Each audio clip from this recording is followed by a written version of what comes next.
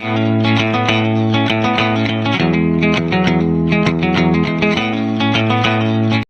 to the world, the Lord is come. Let earth receive her King.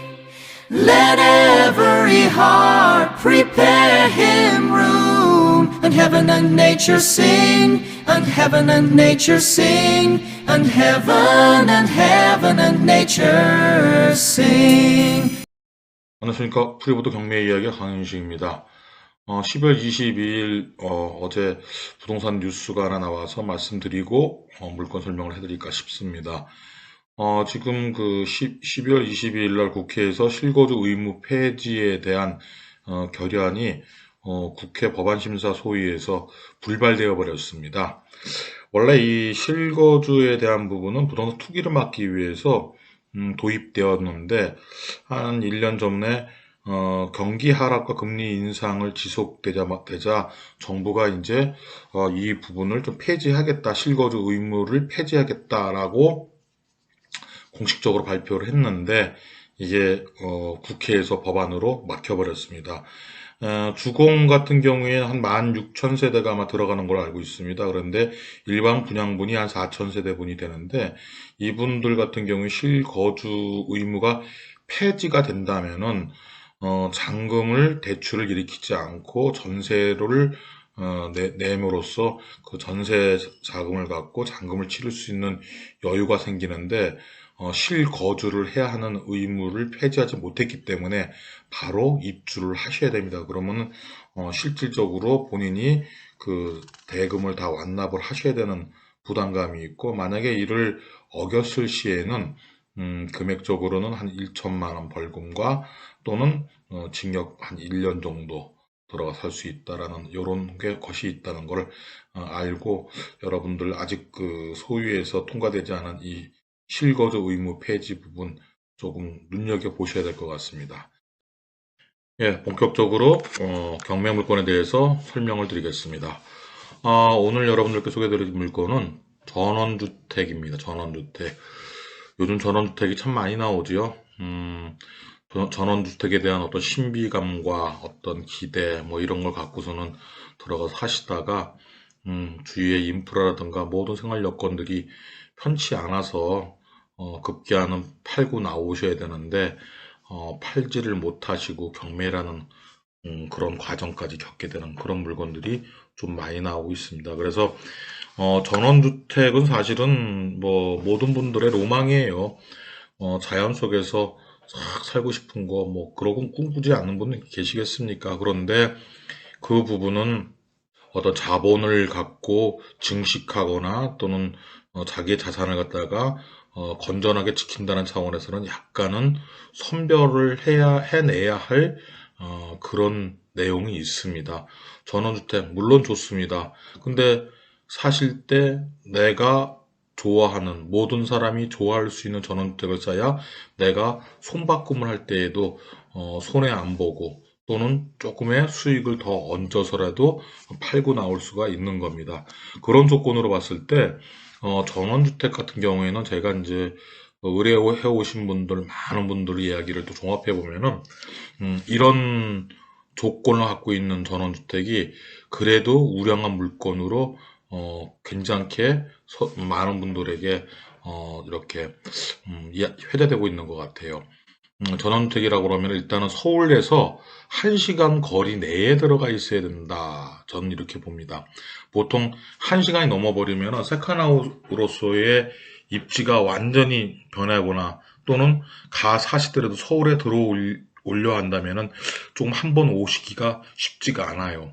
그러다 보니까 생활권이 완전히 분리가 되어버리는 상황이 벌어져서 많은 분들이 1시간이 넘어가는 거리는 딱히 좋아하지 않더라고요. 그리고 금액대를 본다 그러면요, 보통 전원주택지에다가 막 10억, 20억씩 따라박는 사람들은 없어요.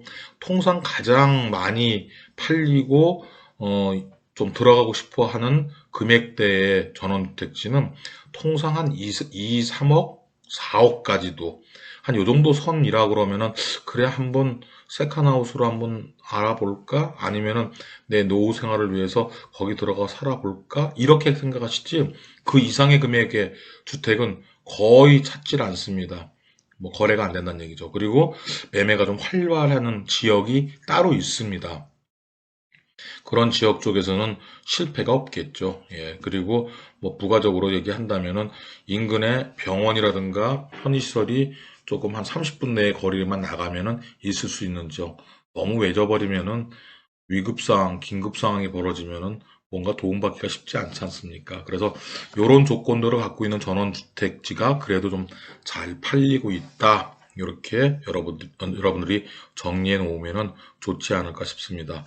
사건 번호는 2023 타경 691 사건이고요. 감정 금액은 5억 2,100만 원인데 최저 금액이 2억 5,500만 원까지 내려왔습니다. 하부까지 내려온 거죠.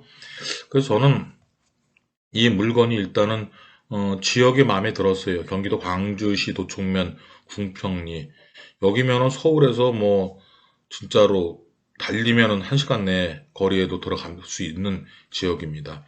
거기다가 금액적인 부분을 봤을 때 지금 이 금액이 182평 여기 제가 통상적으로 여기 지역을 땅값을 좀 알아보러 댕긴 걸로는 한 150, 200 아마 이 정도 선에서 형성되는 걸로 알고 있어요. 그렇다면은 200이라고 한다면은 토지 가격만 하더라도 182평이면은 근 3억 한 6천 정도 되는데 최저 금액이 2억 5,500이니까 뭐 내려올 만큼 내려왔다가 볼 수 있겠죠.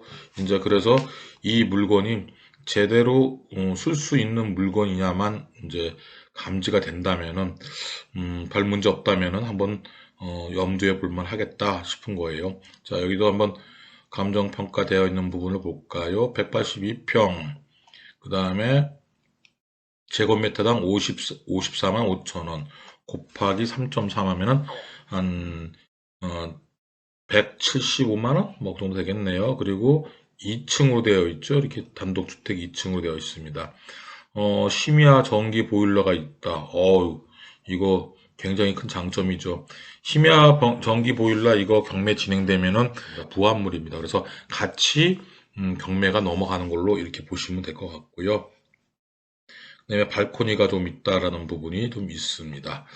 자, 그리고 권리관계 보니까 지금 2016년도에 전입한 사람이 있지만 근저당 설정 날짜가 2015년도이기 때문에 말소 기준 권리보다 후순위이기 때문에 별다르게 크게 신경 쓸 필요는 없을 것 같습니다. 이렇게 권리 분석은 될 것 같고요. 제가 연이어서 현장에서 동영상 촬영해 온 거 한번 보면서 말씀드리겠습니다. 예, 청명한 겨울날 아침입니다. 이거 너무 추운데 일단 임장 나와봤습니다. 여기 전체 토지가 182평이에요. 그리고 건물 면적이 지금 바닥 면적이 1층은 41평으로 지어져 있고요. 2층은 17평 이렇게 형성되어 있어요. 보다시피 나무가 굉장히 아름답게 잘 자랐습니다. 뭐 관상용 나무인 것 같은데 나무에 대한 평가는 없지만 경매가 진행되면은 낙찰 받은 걸로 이렇게 보시고 판단하시고 들어가면 될 것 같고요. 이게 안쪽으로도 좀 길게 들어가 있는 것 같아요. 지금 보니까 1층은 아래쪽으로 이렇게 두 개의 별대 호실이 좀 들어가 있는 형태를 갖추고 있습니다. 저기 앞에 보이는 저 위에 있는 하얀 집이 저는 좀 더 마음에 드는데 하여튼 뭐 그런 내용이긴 하지만 지금 여기 보면은 드라이비트 공법을 쓴 것 같아요. 드라이비트가 실질적으로 그 나무 그 건축물에 있어 갖고는 내구성이 좀 떨어집니다. 지금 뭐 얘기 드릴 건 드려야 되는 거기 때문에 드라이비트는 사실 좀 건축물로서는 그렇게 좋아라는 건축물이 아닙니다. 하지만 뭐 여기가 이렇게 먼저 지어진 건데 제가 뭐라 할 수 있겠습니까? 그리고 이 집의 좀 단점은 뭐냐면요. 여기가 길의 맨 끝집이에요. 끝집이다 보니까 들어와서 조금 더 이상의 진행이 없기 때문에 조금 위치적으로 불리한 면이 있습니다. 저희 어머니도 살아생전에 끝집은 사는 거 아니다 뭐 그런 말씀하셨는데 특별하게 끝집이라서 제가 끝집에서 살아본 적도 있는데 끝집이라서 뭐 불편하거나 힘든 점은 없지만 맨 마지막 쯤이라는 것은 약간의 그 위치적으로 조금 선호하지 않는 지역이라는 걸 알고 계셔야 될 것 같고요. 앞마당이 들어가는 대문 쪽을 조금 넓혔으면 좋겠는데 그래야 차가 좀 들어올 텐데 그 앞마당 들어오는 공간을 좀 넓히는 작업은 좀 해봐야 될 것 같습니다. 여기가 좀 능선이 한 6, 7분 능선인 것 같아요. 마을이 좀 아래로 쫙 깔려 보여서 보기는 참 좋아요. 여기가 그냥 앞에가 확 트여갖고 그러긴 합니다만은 지금 드라이베트라는 것과 마지막 집 그리고 앞에 들어오는 주차 공간을 제대로 마련하지 못했다는 점이 좀 아쉬운 점으로 남습니다.